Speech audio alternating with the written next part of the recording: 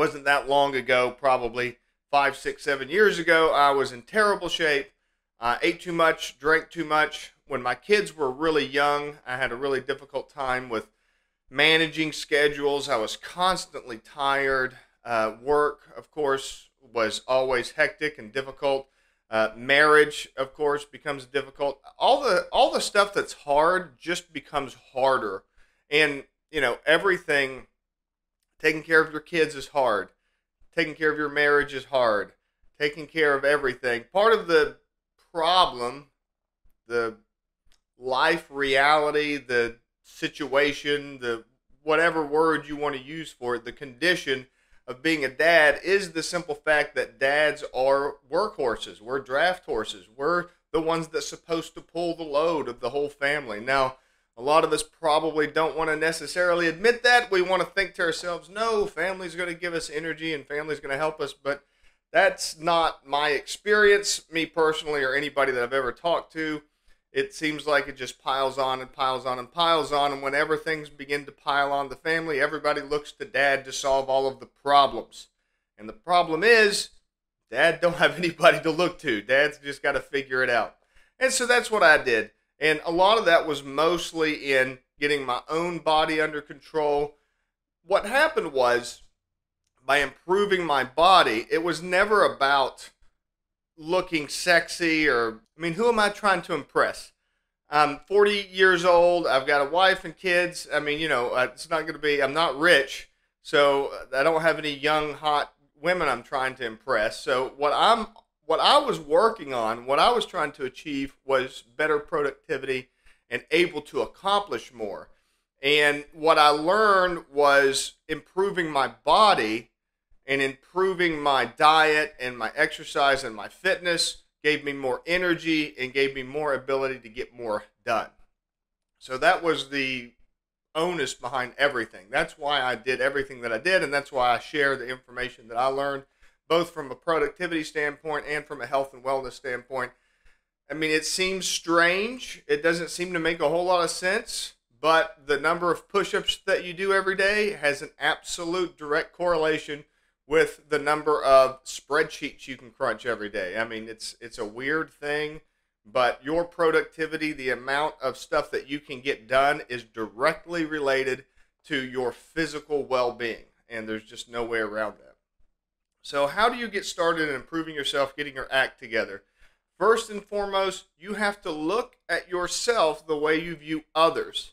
And that's a real strange thing to understand, but I can guarantee you that if you saw somebody else, a friend of yours, a coworker, a colleague, let's say you drink too much. Let's say you're stressed, you're worn out, so as soon as you get home, you crack open the Jack Daniels and all you do is drink. Now, you say to yourself, I deserve this. I've been working hard. I need a break.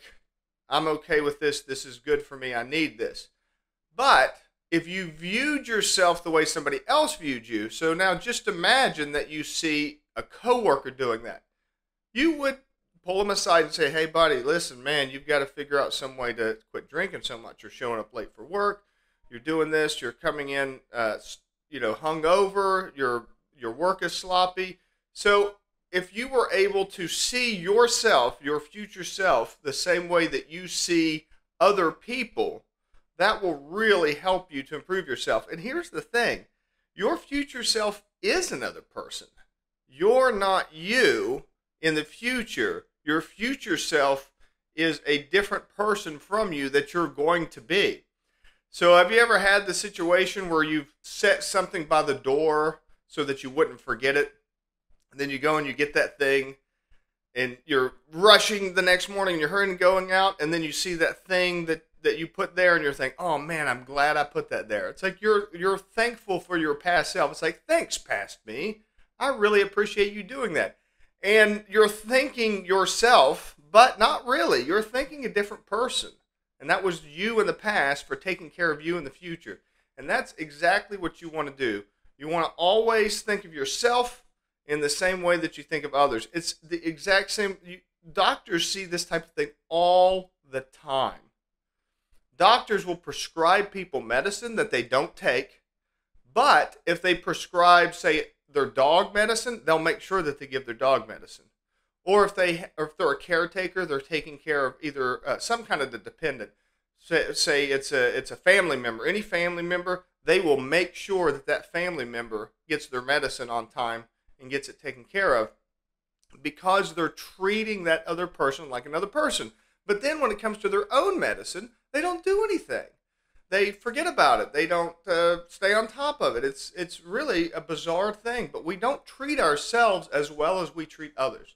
So start to look at yourself the same way you look at others. And then always remember, what gets measured gets managed. So you want to write down the steps that you're working on. You want to write down what you did today so that you can improve it tomorrow. Again, if you ate terrible food today, you want to write it down so that tomorrow you can remove some of those terrible foods. And always do the smallest steps. So let's think about some of the foods there are certain foods that will wreak havoc on your metabolism, that will give you lots of trouble through sugar crashes and stuff like that. So let's take like sweets. Let's take like candies and sweets and stuff. Now's a great time of year for that since Halloween just passed. Let's think about all the candy bars and sweets and sugars and all that kind of stuff. Let's say after lunch every day, you eat a candy bar. Well, you want to measure that. You want to know every day after lunch I ate a candy bar. And then that way, tomorrow you can begin removing that from your diet. So you measure it by writing it down, and then you remove it. And then how does that make you feel? Do you get that same crash at 2 or 3 o'clock that you were getting before? And give it a little bit of time. That's the one thing. You're not going to see direct results on something like that. Like if you give up potato chips for one day, and then the next day, well, I didn't feel any different. I gave up potato chips for a whole day. Well, you're not going to achieve anything that way. That's why you got to measure it. You got to measure the stuff that you're doing. Rate your mood in your journaling. Man, I felt great. Here's all the food I ate today. Here's all the activity I did today. And here's my overall mood. I felt terrible today about 3 o'clock. See if you can start pull out some patterns. Maybe, oh, you know what? The days that I really have a really bad crash are the days that I eat potatoes. Or maybe it's the days that I eat, maybe it's steak. I don't know. I've never heard of anybody having steak crashes, but I don't know. Everybody's different. Everybody's unique. Your body is not going to respond the same way as my body. Start measuring that stuff. You could have some bizarre food allergy to celery. Who knows? So measure that stuff, and then you can improve that kind of stuff. And then take the smallest step, like I tell you all the time. The most important thing to do is to take the smallest step. Treat yourself the way that you would treat somebody else. Find one thing in that future person's life that you can change. Take that smallest step, and then do that consistently every day, every day, every day. You will get your act together. You'll get your stuff together. Get everything working out for you, and move a little bit closer to your goals. Thanks for watching, guys. Hope that you have a great day. Be sure to like, subscribe, share, comment, follow, do all of the stuff. Let the algorithm know that you like this content so that other people can find it. I appreciate you watching, and I will see you tomorrow.